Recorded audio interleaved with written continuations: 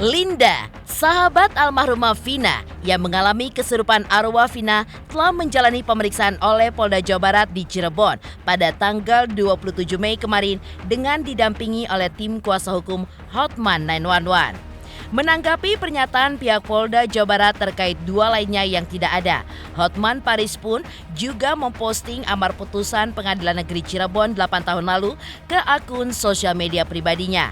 Dalam amar putusan tersebut terbaca peran dua DPO yang dihilangkan oleh polisi, yaitu Andi dan Dani.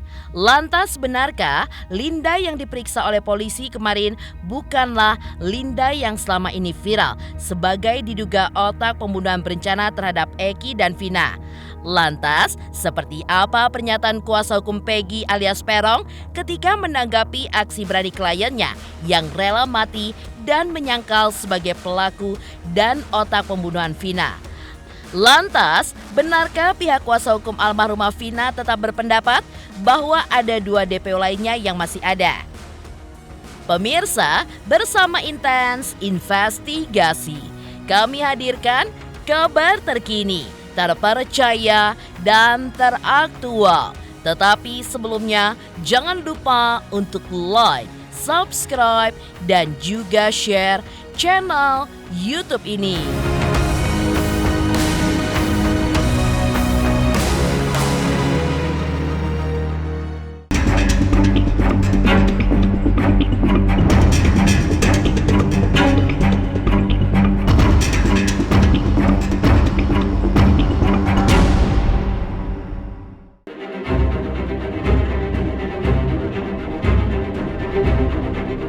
Keputusan Polda Jawa Barat saat merilis Peggy Setiawan alias Peron 2 hari lalu yang menyebutkan bahwa pelaku hanya 9 orang serta 2 DPO lainnya tidak ada, rupanya banyak membuat pihak terkejut. Menurut Polda, nama Andi dan Dani yang selama ini diduga adalah 2 DPO hanyalah karangan dari para terdakwa saat dilakukan pemeriksaan sebelumnya. Menanggapi hal tersebut, Hotman Paris Hutapea melalui akun sosial medianya pun juga memposting amar putusan di Pengadilan Negeri Cirebon yang menjatuhkan vonis terhadap para terdakwa termasuk Saka yang mengaku salah tangkap. Dalam amar putusan yang diunggah Hotman Paris, tertulis jelas peran Dani dan Andi yang kini status DPO-nya sudah gugur karena penyidikan. Polisi pun juga menyebutkan jika 2 amar tersebut hanyalah nama asal sebut dari keterangan para saksi dan pelaku. Dalam postingannya tersebut, Hotman lebih dahulu menerangkan bahwa Linda, sahabat Vina yang pernah kerasukan arwah Vina, kemarin telah menjalani BAP yang dilakukan Polda Jawa Barat di Cirebon dan didampingi oleh tim Hotman 911. Kasus Vina Cirebon. Kasus Vina Cirebon. Hari ini tanggal 27 Mei 2024, Polda Jabar, Polda Jawa Barat akhirnya akan melaksanakan pemeriksaan BAP terhadap saksi Linda yang ditunggu-tunggu oleh rakyat. Pemeriksaan BAP terhadap Linda akan dilakukan hari ini tanggal 27 Mei sekitar sesudah makan siang, bertempat di Jalan Suradinaya Utara, RT 0406, Kelurahan Pekiringan, Kecamatan Kosambi, Kota Cirebon. Linda akan di BAP hari ini tanggal 27 sesudah makan siang di Jalan Suradinaya Utara, RT 04006, Kelurahan Pekiringan, Kecamatan Kosambi, Kota Cirebon dalam kasus Vina. Kita coba dulu percayakan kepada kepolisian dan melihat sejauh mana nanti hasil pendalaman kasus ini. Ya, tim kuasa hukum Vina, Hotman Paris dan rekan-rekan akan nanti mendampingi di sana. Itu saya tegaskan di sini rekan-rekan bahwa tersangka semua bukan 9, sehingga DPO hanya 1. Untuk itulah kami selama ini meyakinkan bahwa 5 keterangan berbeda dari tersangka itu ada yang menerangkan 3. Ada lagi yang menerangkan 3 dengan nama berbeda. Ada yang menerangkan 5, ada yang menerangkan 1. Setelah kami melakukan penyidikan oleh mendalam, ternyata 2 nama yang disebutkan selama ini itu hanya asal-usul. itu hanya asal sebut. DPO tidak ada, itu asal sebut nama pada saya. Ya, itu sudah kami dalami. Ternyata yang kedua yang atas nama Dani dan Adi itu tidak ada. Jadi yang benar DPO salah. Terkait pernyataan Polda Jawa Barat, jika DPO hanya ada satu yaitu Peggy Setiawan alias Peron, tim kuasa hukum keluarga almarhumah Vina tetap berpendirian jika dua DPO lainnya itu masih ada berdasarkan BAP, dakwaan jaksa dan juga berkas tuntutan jaksa serta amar putusan Pengadilan Negeri Cirebon. Karena menurut tim Hotman 911, mereka pun berpegang pada amar putusan pengadilan karena hal tersebut sudah menjadi produk hukum yang memiliki kekuatan hukum tetap. Lantas, jika dua DPO lainnya dihilangkan, lalu siapa yang akan bertanggung jawab atas kematian almarhumah Vina? Dan jika Polda Jabar tetap menghilangkan dua DPO lainnya, pihak kuasa hukum almarhumah Vina pun juga meminta Presiden Jokowi untuk turun tangan langsung guna memperjelas kasus tersebut. Sekarang gini, kalau ini ditiadakan, harus bisa kepolisian menjelaskan fakta persidangan saat itu. Tentunya kan dakwaan itu kan berdasarkan isi BAP, ya kan? BAP, kemudian ada dakwaan, kemudian ada tuntutan, barulah putusan. Berarti kan selama ini patut diduga ada ketidakjujuran di dalam persidangan. Fakta persidangan benar ya? Betul. Bagaimana coba kalau produk hukum saja dikatakan fiktif? Berarti kesaksian mereka patut dipertanyakan dong. Dan dikaji ulang, berarti harus ada persidangan ulang. Kalau begitu, berarti semua fakta persidangan itu dianggap tidak sah dong. Sumir. Seharusnya karena ini sudah terjadinya produk hukum, ya, berarti kan yang harus bersinergi kejaksaan dengan kepolisian. Meminta klarifikasi kepada kejaksaan yang menuntut perkara tersebut, yang memegang perkara tersebut. Perihal hilangnya dua DPO ini, dan tentunya ini menjadi PR besar lagi. Akhirnya bukan hanya kepolisian tapi kejaksaan. Ya. Kenapa juga kejaksaan tidak bekerja selama ini? Pertanggungjawaban atas amar putusan. Berdasarkan putusan kami akan tetap tegas bahwa dua DPO berdasarkan putusan itu kami yakin bahwa itu ada. Agar tetap dicari begitu ya? Harus dan wajib dicari. BAP menyatakan ada 3 nama itu. Putusan menyatakan ada 3 nama itu. Lalu tiba-tiba pada saat satu DPO tertangkap, 2 DPO-nya dinyatakan fiktif. Tidak ada fiktif. Itu harus bertanggung jawab. Siapa yang bisa bertanggung jawab? Silahkan. Saya mudah-mudahan Bapak Presiden bisa turun tangan dalam hal ini. Tidak ada lagi yang bisa menyelesaikan ini kecuali memang Bapak Presiden Joko Widodo. Seperti itu. Jadi ya, karena pihak masyarakat ya, jadi kita tidak bisa, mungkin aja pihak masyarakat sekarang sudah hilang kepercayaan. Munculnya Linda, sahabat Vina yang mengalami kerasukan arwah Vina, kemarin akhirnya diperiksa dan proses pemeriksaan Linda didampingi oleh tim kuasa hukum Hotman 911. Sedangkan terkait DPO yang sudah berhasil ditangkap atas nama Peggy Setiawan alias Peron, diakui pihak tim Hotman 911 masih dalam pemeriksaan pihak kepolisian Polda Jabar. Namun terkait Peggy, pihak kuasa hukum almarhumah Vina tidak mau banyak berkomentar.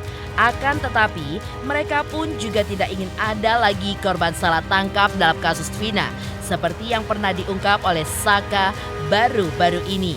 Mereka pun juga berharap jika keputusan yang diambil kepolisian sudahlah tepat dan tetap menghargai langkah yang sudah diambil.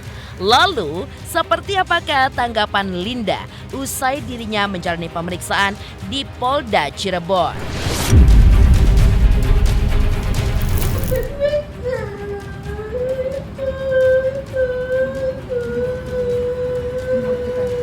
Oh, yang jejak backpacker itu ya?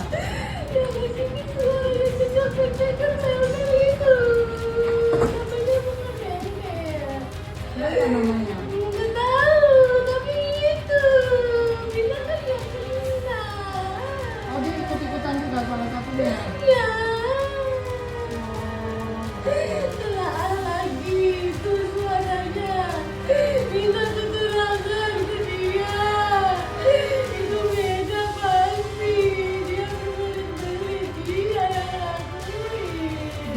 ngapain Vina? Dia ngapain Vina? Ibu kuburin, mana?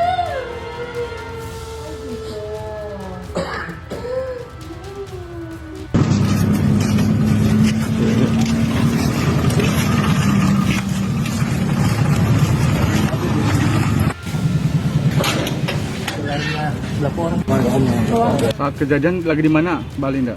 Ada di rumah.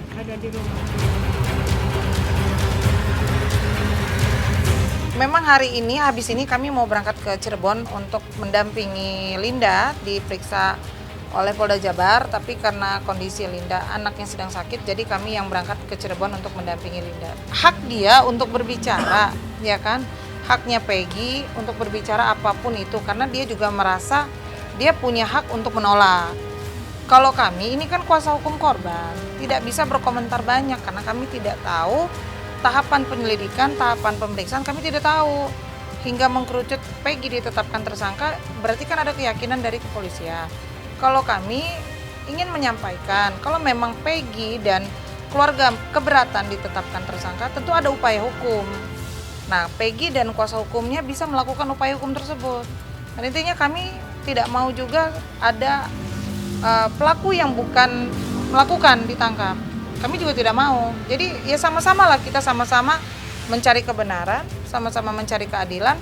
Apakah benar Peggy pelakunya atau bukan? Kita ikutin aja proses hukumnya lah.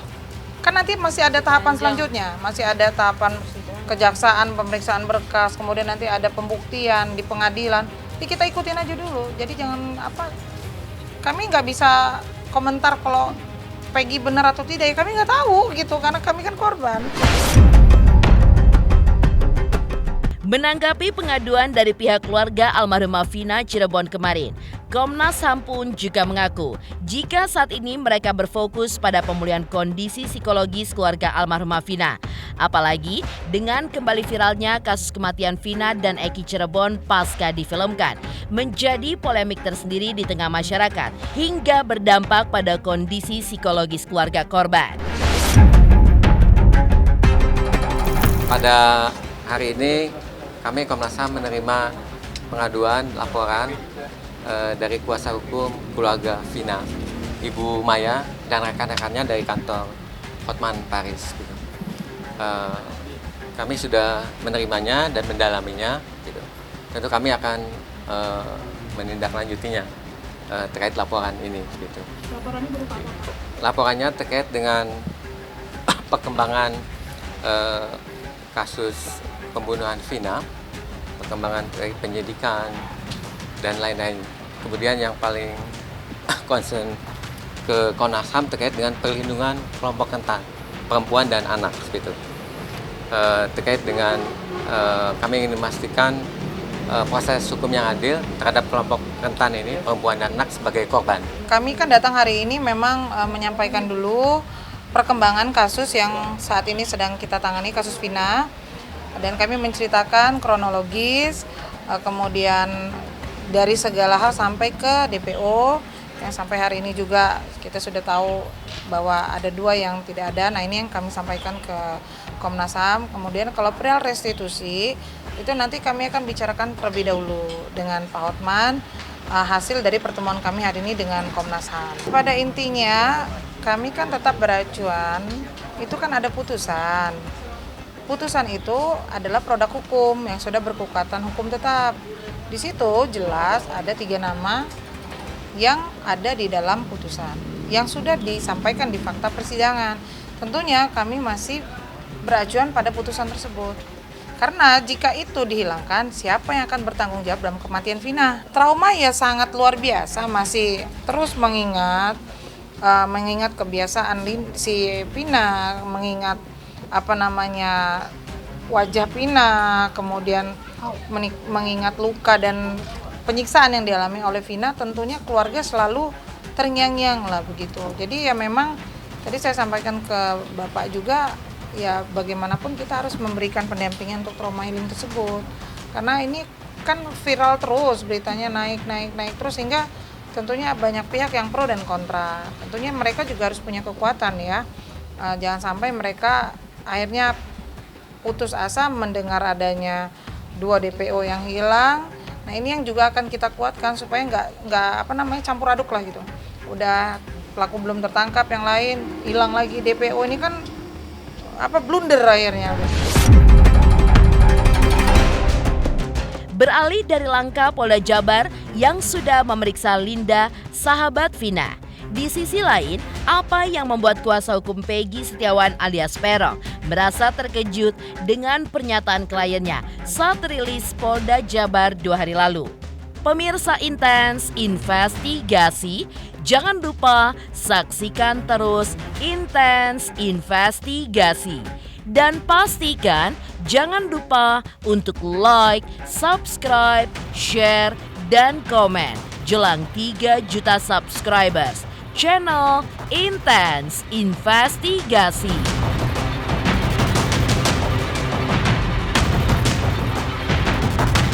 Halo, aku Natasha Wilona. Ayo subscribe Intens Investigasi jelang 3 juta subscriber.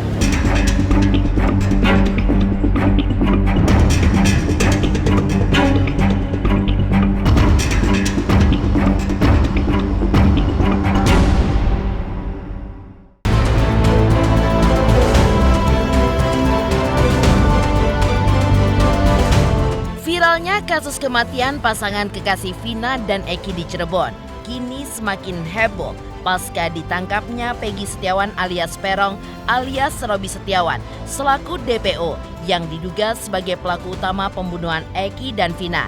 Namun, saat Peggy dirilis oleh kepolisian daerah Jawa Barat 2 hari lalu, ternyata terlontar kata-kata mengejutkan dari mulutnya yang menyebutkan jika dirinya bukanlah pelaku pembunuh Vina, hingga ia pun bersumpah untuk berani mati atas apa yang dirinya ucapkan tersebut. Keberanian Peggy tersebut membuat pengacaranya merasa terkejut hingga ia pun yakin bahwa kliennya tidak bersalah. Hal tersebut membuat sang kuasa hukum semakin bersemangat untuk berjuang membebaskan Peggy dari semua tuduhan dalam kasus kematian pasangan kekasih Vina dan Eki 8 tahun lalu. Kita yakinkan PS adalah ini. Kita sudah menyita sejumlah dokumen terkait dengan identitas, kemudian juga motor yang digunakan kita sudah dapat STNK-nya walaupun motornya belum dapat, tetapi STNK kendaraan yang digunakan pada saat kejadian kita sudah mendapatkan. Nah, kita meyakinkan ini dengan sejumlah dokumen baik kartu keluarga, kemudian ijazah dan sebagainya, kita yakinkan bahwa ini adalah PS atau Peggy Setiawan.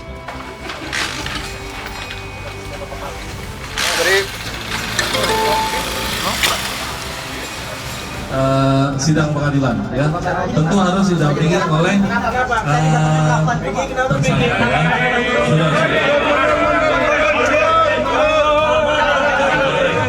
tunggu agar tertib rekan-rekan tunggu sabar ya kami persilahkan jadi nanti kita akan mendengarkan saya tidak pernah tidak ada di rumah tidak ada saya rela mati Pak saya rela mati Saya sangat terkejut atas keberanian Peggy dan mungkin kita juga semua bisa melihat ekspresi Peggy yang begitu jujur dari hati yang terdalamnya. Dia mengatakan bahwa saya bukan pembunuhnya.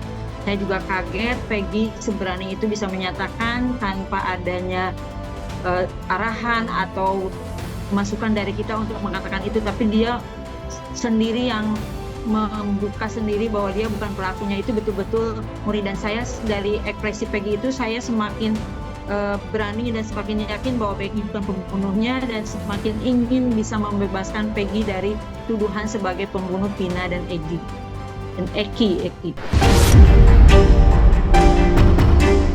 Kuasa hukum Peggy Setiawan alias Peron pun juga menjawab soal pertanyaan publik soal kliennya yang diduga sebagai pelaku.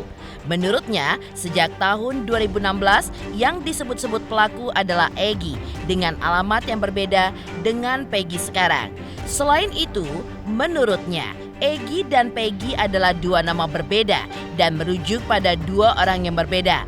Apalagi alamat serta usianya pun juga berbeda.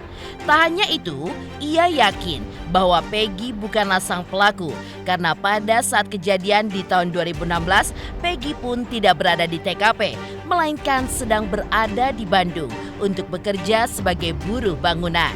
Terkait adanya perubahan nama dari Peggy ke Robi Setiawan ketika dikenalkan kepada pemilik kosan di Bandung, sang kuasa hukum pun punya jawaban tersendiri. Ya, untuk yang memang itu percaya adalah Peggy asli, kan awalnya juga bukan Peggy tapi Egy. Kenapa sekarang berubah menjadi Peggy? Kita juga waktu saat terjadi penggeledahan di rumah ibunya Peggy tanggal 27 Agustus kejadian, kemudian 2 hari kemudian ada penggeledahan di rumah ibunya Peggy dan ada tuduhan bahwa Peggy adalah pelakunya. Saat itu pun ibu mengatakan kepada ibunya Peggy yang dimaksud itu bukan Peggy tapi Egy. Kalau dalam secara hukum kan berbeda, dari nama aja satu huruf aja itu sudah berbeda. Dalam hukum itu artinya bukan orang yang dimaksud.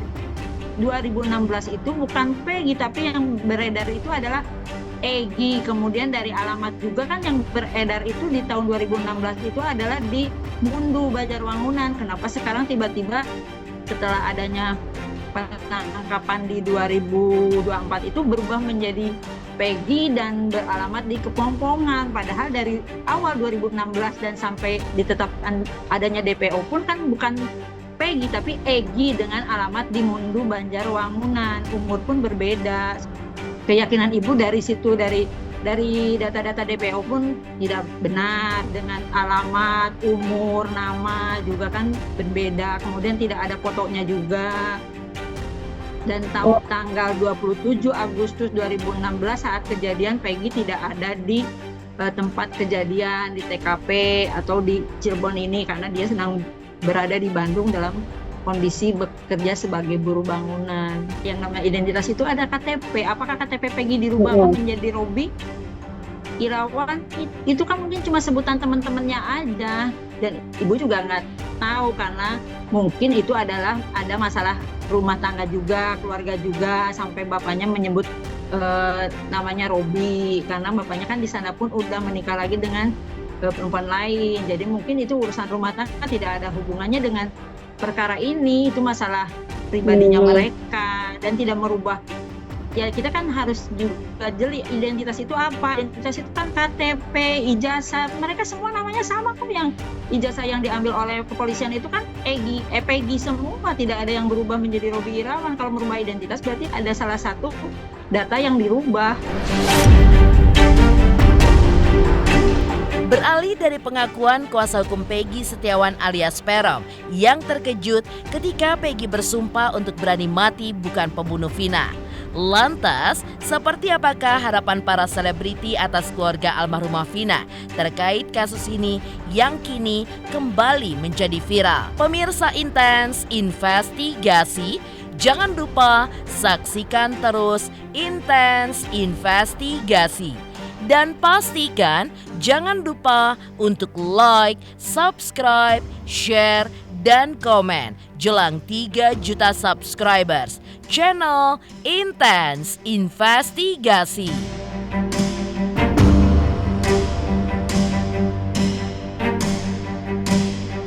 Halo, saya Doni Damara. Ayo, subscriber Intens Investigasi jelang 3 juta subscriber.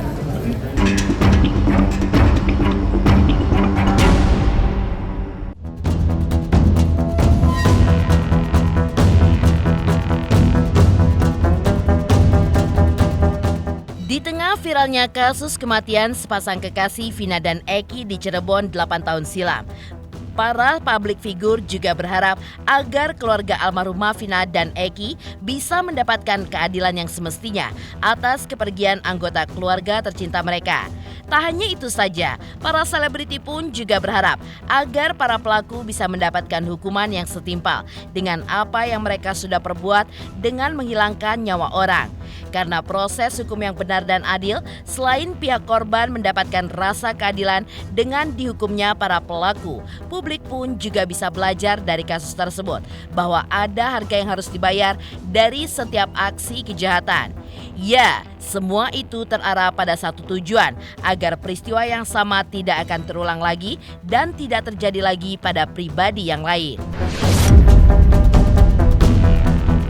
Melihat kasus ini aku sebenarnya bangga dengan Indonesia, betapa kuatnya netizen kita yang bisa mengungkap kembali kasus yang udah lama nggak dikerjakan. Tapi aku yakin polisi itu memang nggak diam dia, mereka selalu bekerja. Cuman mungkin agak rumit situasinya, memang agak susah, tapi semoga aja ini nggak akan pernah terulang lagi dan nggak bakal terjadi lagi. Kalau aku sih aku nggak terlalu ngikutin full, aku dengar dari teman-teman aku, karena aku jarang main sosial media, cuman aku mendengar itu katanya temennya dia kan, sahabatnya dia. Ya semoga aja dia bisa menjelaskan. Aku juga dengar banyak hal yang aneh kayak dia dibalik ini, aku nggak tahu. Tapi semoga aja dia benar-benar teman sejatinya yang membantu membongkar ini semua sih. Tentunya berapa tahun nih kasus? Sudah 8 tahun, tiba-tiba ada perhatian publik dan perhatian dari pihak yang berwajib juga, ya aku happy ya. Semoga kasusnya bisa terselesaikan dengan sebaik mungkin buat semua pihak ya, dari pihak pelakunya semoga nggak orang yang tepat yang berhasil diamankan, dari pihak keluarga juga semoga kasusnya berakhir dengan sebaik-baiknya, keadilannya, mereka bisa dapat justice yang benar. Harapannya semoga yang bersalah ketangkap, yang tidak bersalah nggak ketangkap. Pemirsa, jangan lupa saksikan terus Intens Investigasi. Dan pastikan jangan lupa untuk like, subscribe, share, dan juga komen jelang 3 juta subscribers channel Intens Investigasi.